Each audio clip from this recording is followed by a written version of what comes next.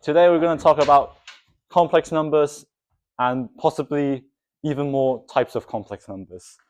Now, just to get everyone on the same page, we need to know about complex numbers. So a complex number z is defined as z equals x plus yi, where x, y are in the reals, and I squared is -1. And the conjugate is just flipping the sign of the y term. So we have some operations here. Addition or subtraction, they're the same operation. In the complex numbers, it's just as easy as adding the real part and adding the imaginary parts. And this looks like factor addition when we do it on the Argand diagram. Multiplication, it's a bit different because you have to have the I square here, where we turn it into negative when we square it.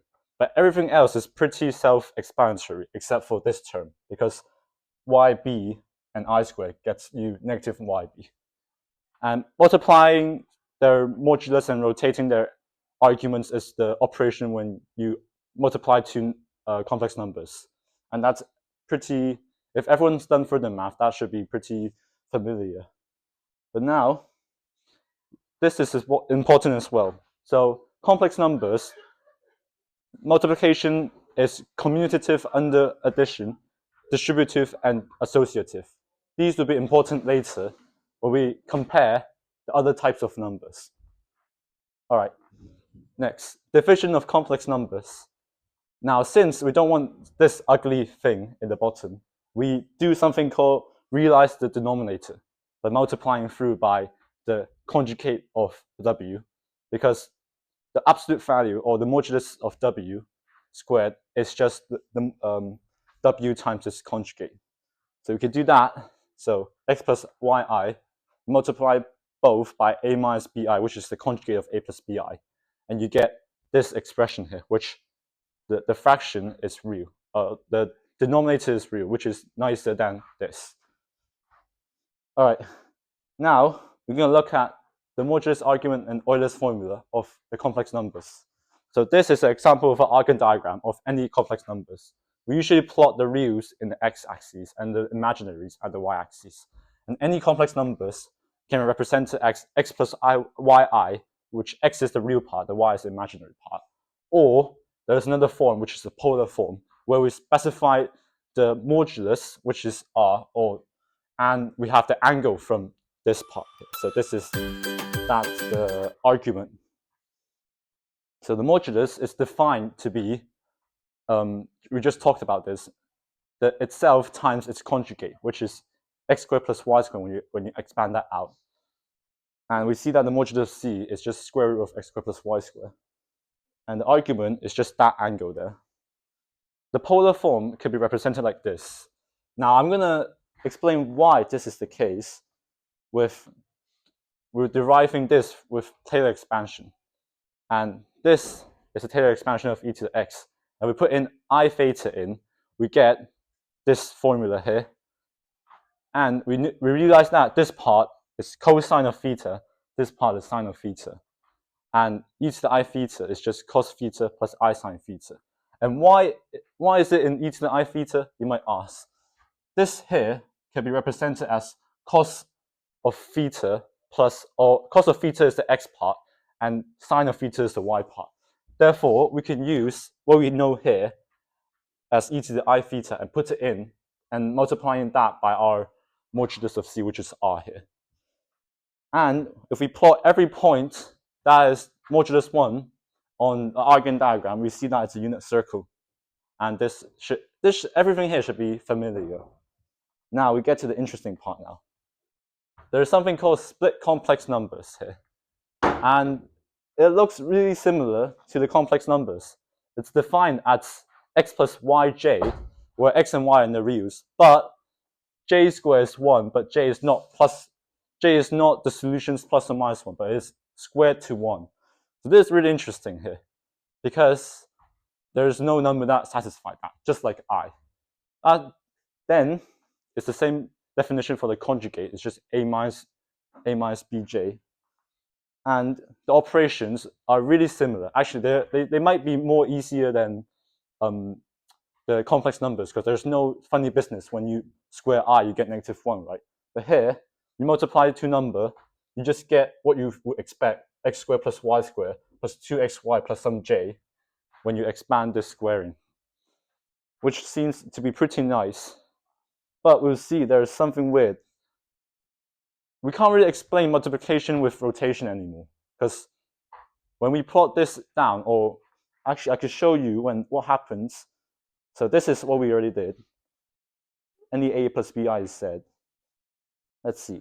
Okay, I've written here 2 points. Let me put them on here. Let's remove this. So if we zoom out, W said is just a plus bi. And I'm just going to use I here because there's no j in decimals. But I plotted 2 split complex points here. And I'm going to plot their multiply. When you multiply them, this is what you get. This point here. And that doesn't really seem like rotation at all, right? If it's normal complex numbers, you imagine that, oh, you add this angle to here, it should be somewhere around here. But obviously it's not. It's really hard to imagine what kind of stuff is going on behind it. If we change something here, like let's say we change some of the points, there is a pattern, right? You can see it moving like horizontally here. It's moving vertically here. It's moving vertically here. It's moving horizontally here.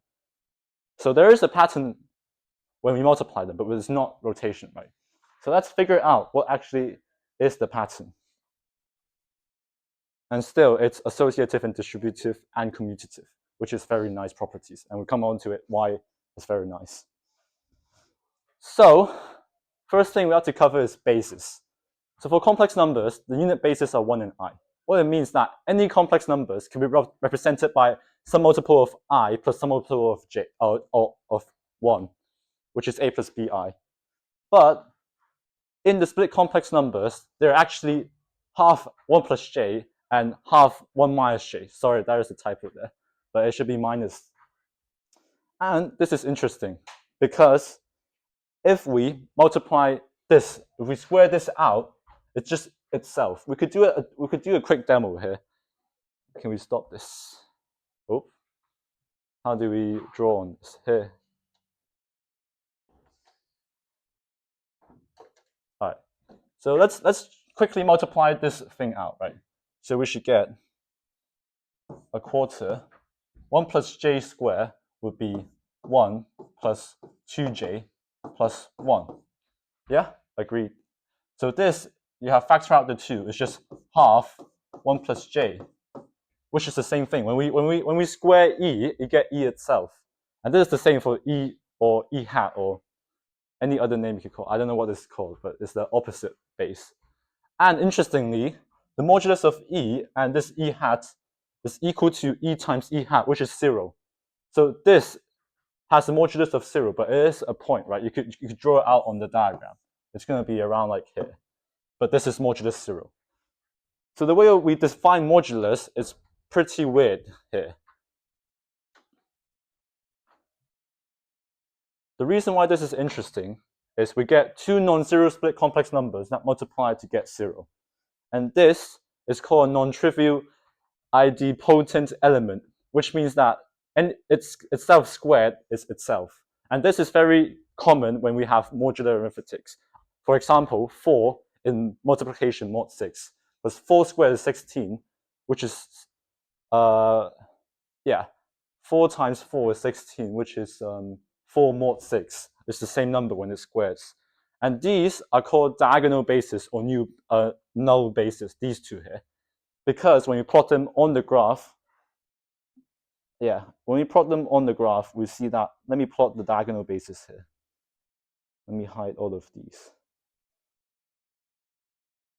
So this is E, and this is E prime, or E dash. So you see, it's just going to be, these two are the diagonal bases. And similarly, with complex numbers, split complex numbers can be represented as a multiple of this plus a multiple of that. The reason why we use this as basis comes more clear when we look at when we rewrite everything in terms of them and what happens with addition and multiplication. So firstly, we have addition. So we say C is A1E plus B1E prime. and W is A2E plus B2E prime. When we add them up, it would just be adding up like complex numbers. You just add the real and the imaginary, or not the real and imaginary, one of the bases and the other bases, because they're independent. For multiplication, it gets really interesting. What we do is when we expand this out, we get the multiplication of Z and W would just be this term multiplied by this term times E plus this term multiplied by this term times E prime, which is a very interesting result. That's not what we usually think multiplication is, right? Usually they should affect each other, but they do not. And talking about topology, this is actually R11 because they're independent, and complex numbers are usually R2 because they are in the plane. And the conjugate is just flipping these two around. That's pretty easy to do. And the modulus of C is just A times B, which is pretty nice for a number. Now, division, we have to do division.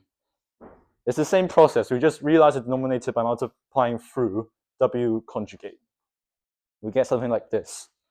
And we see that this part is real, this part is some split complex. But notice that the modulus of W we mentioned could be 0 when A squared equals B, or A squared equals B squared. And that's a problem. It means that numbers like E and E prime cannot be divided. And anything that has K times 1 plus or minus J this also has modulus of 0, and we can't divide by them. And yeah, that's division, which is now we're moving on to modulus and argument. So the modulus of C is the same definition, but we get is A squared minus B squared instead of A squared plus B squared in the complex case. And this is kind of weird to think about now. What's the argument? We've seen that there's not really an angle definition for it. But as we've seen with complex numbers, we could put it in the e to the x Taylor expansion and see what happens, right? Let's do that as well. Actually, let's look at the graph first. We see that there's no really clear angle that I could say. Let's say we have this point, right? There's not, do we use this angle or is there really an angle? Because as we increase this, the angle doesn't change much, right? But as we increase from here to here, the angle changes a lot. But technically, they should be the same increase, right, on the graph here. So, actually, interestingly, it's also a unit hyperbola. And in the complex case, it's a unit circle, right? So this is a very interesting parallel. And, oops. All right, unit hyperbola. So we actually first have to talk about hyperbolic trig. So normal trigonometry, as we just mentioned, this point can be represented as cosine of this angle and sine of this angle as x and y. But in hyperbolic trig, each point on the hyperbola can be represented as cos of the angle and the sinh of that angle. But the angle is not really like an angle like here. It's actually the area.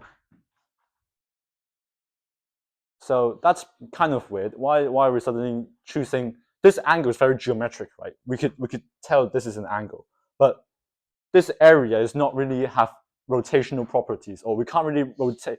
Like increasing the area increases the angle, but it's not like rotation in the sense where we have this and we rotate stuff. But we can actually rethink this definition here and define the angle to be slightly different, and it matches both of them actually. So let's look at the areas of unit circle and hyperbola.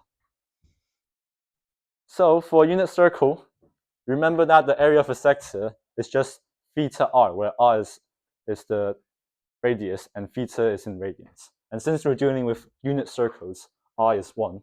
So the area here is just theta. But actually, we take the definition for the area to be half the theta.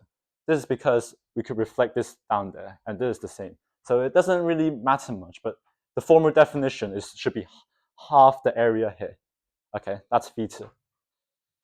And we see that increasing the area here has the same effect of increasing the angle, actually. So similarly, we could say that increasing the area has the same effect of increasing the angle, and it's just rotation in the hyperbolic world. And now, knowing that this is true, what is rotation in the hyperbolic world? Well, this is actually what happens when you increase theta. It like kind of stretches this way and it compresses into like this. And this is kind of weird, right? It's not really rotating, right? Usually you expect the whole thing to turn, but this is just stretching it. And technically it's defined as this matrix, just like the rotational matrix, which is cos, negative sign, and sine. But this is the hyperbolic one. And yeah, it's pretty interesting how this is the rotation in hyperbolic trig. Now, we're going to go back to talking about split complex number and why they are useful. It turns out that it looks like we're going to do the same thing where we assume the polar form to be sum z equals to r e to the j like phi. And let's try using Euler's formula here. Or let's try proving why this is true. So we have, using the same Taylor expansion, putting it in j theta, we get this expression here. And since we can separate out the terms and every j squared is just 1, we get this expression. This is just cos of theta, and this is just sinh of theta. And we can see that they're very similar to the complex numbers, where instead of using the hyperbolic ones, we use the normal trigonometry ones. And this is a pretty nice result. So now let's compare the split complex and the complex numbers. So they have really similar definitions. It's just a sign change.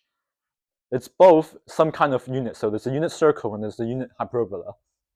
The polar form looks exactly the same except for changing I with j. The Euler's formula looks really similar, but we have replaced j here, and also we do it in hyperbolic trig instead. And the last thing is the basis is 1 and I, and it's e and e prime here. So let me see. I think there's something I have to show, or I could show you here. Oh yeah, this I could show you when we multiply two numbers here. So now we relabeled our point C and W. These are the same C and W's we just had, right? Up here, when we have C and W like over here. But when we've written them in terms of the base, which is E1 and E2, we see that if we put this on here, we're just multiplying these two and these two to get the new multiplication number here. And now, when we have these two axes, so let me draw out these two lines. These are the basis of what we have. Let me make it right proportion. Actually, oh, it should be squished, but fine. So this is basically the base of our new split complex. And what we can see is basically what they do is multiply. When you multiply them, you multiply this direction with this direction. That's a new result. And you multiply this and that, like the modulus of those two directions, and you get this, which is pretty cool. And let me show you the unit hyperbola. Here's the unit hyperbola. Let me hide these points. So you can see that it looks, basically it's like, what I see is the anti-circle. That's what I call it. Basically, it's from, this is outside of the circle, this is inside of the circle. That's how I look at it. And we can see that using, let me see here. So if we could fill it in the top and bottom as well, I've created something here that we can show that how the points move when we increase theta, which is t here. Let me label. So these is what happens when we increase theta. We see that it goes really fast here because as we increase a little bit area, it moves a lot. But from this point, it's really slow because the increase in area is less to change the point comparing here and here. So it's pretty interesting. And we could also plot what their modulus and argument is. So this is the angle is defined as the area underneath these. Actually, it should be this one. But so the area underneath the purple lines would be theta here, and this up there, t. All right, let's go back to our presentation now. So is there any applications of this? There's actually one application, or some applications. This is one of them, which is they actually represent a Minkowski space. And it could be very useful in relativity. It's describing a Lorentz boost of a space-time plane. But I'm not that good into relativity. All I know is because light travels at the same speed no matter how fast or no matter your frame of reference, you experience some kind of rotation in space and time. And that's why split complex numbers offer a really good way to representing the effect of traveling near speed of light and the distortion of space-time, because we could just multiply the numbers to get the same effect of rotating in space-time. Okay, next we have dual numbers. Another type of numbers, I guess, and it's very similar as well. It's x plus y epsilon, where xy is in the reals and epsilon squared is 0, but epsilon itself is not 0. This can be viewed as infinitesimal. Basically, some number that's not 0 but really close to 0. When we square it, it becomes 0.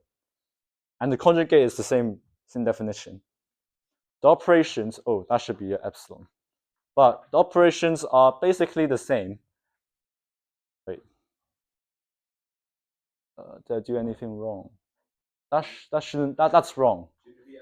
Yeah, that's wrong. Yeah, I think, no, don't ignore this. Why is it like this? Yeah, that's wrong. That's totally wrong. Let me rewrite it. It should be, let's do it out. It should be x plus a plus y plus b epsilon. All right. But yeah. And then multiplying them is interesting because we lose the yb term here because epsilon squared is 0. And when we square a number, we're left with just x squared and the 2xy epsilon. We lose the y term or y squared term. And it's the same thing. Multiplication is really fake when we look at it algebraically. We have to look at the graph to know what happens there. And it's the same properties as all of the other numbers. They're associative, distributive, and commutative. Now, division, we have to be careful because we do the same operation, which realize the denominator. But when we do this, we see that actually it's pretty nice, except if a is 0, that's not defined. Everything else is the same process. We can split this up as well into the real part and the dual part. And this is only defined with non-zero. So the modulus is interesting now. The modulus of any number is just the real part itself. That's really, so basically it means that no matter what the dual part is, it's not going to contribute anything in the modulus, which makes sense when you think about it as an infinitesimal, right? It's just so small that it's not going to be any significance at all. And let's look at the graph. It's just going to be where a, because it's a squared equals to 1. So a is plus or minus 1. And it's a unit circle with infinite radius. I see that as. So it's very similar to the unit circle and the unit hyperbola. It's the unit lines, I guess. All right. So is there a polar form for this then? Because you see, there's not much of an idea of an angle here anymore. And the modulus, there's not much of an idea of a modulus as well. Because you're saying that this is modulus 1, this is also modulus 1, and all of these points have modulus 1, which doesn't really look right. But we could use the same thing we did by using expansion of e to the x. And we substitute in epsilon theta. We just ignore every term afterwards where it contains epsilon squared, because that's 0. And we see that the polar form of any dual number is just some modulus times 1 plus m epsilon. And that's really interesting, because now we can see that rotating in dual numbers is just a shear. Because when you add two numbers, you see it, c and w, the modulus of them multiplies, and the angles add the angles or the shears. We can see this in our graph here. So let's stop this. And let's remove all of these so that they're not distracting. All right. So I have 2 points here, C and W. And let's multiply them out.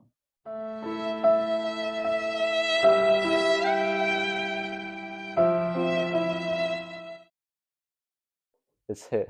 Okay. So let's have this and that, and we multiply them out. So you see that the modulus of them is the same because the modulus is just this number, and it's a shear. So basically, when you multiply these two numbers, it shears it further down, and which is really cool. And so, what are some applications of it then? If it's just a shear, well, they actually provide a really easy way to do automatic differentiation of polynomials. The reason why this is we could see that polynomial is just this. We have some coefficients and also the x terms. Then we can extend this to the duals by plugging in a plus b epsilon. And once we expand all of these out, we get something that looks like this, plus the derivative of the polynomial times b epsilon. Because every term that has epsilon squared is cancelled out. So you only have the terms with a and the terms with ab, which is pretty cool, I would say, because you could rearrange this into the polynomial itself plus the derivative of the polynomial times b epsilon. And let's do an example. Let's say you want to find the derivative of x squared minus 3x plus 4. So what we do is put in x plus epsilon, we square it, and then we see that this simplifies to x squared minus 3x plus 4 plus 2x minus 3 epsilon.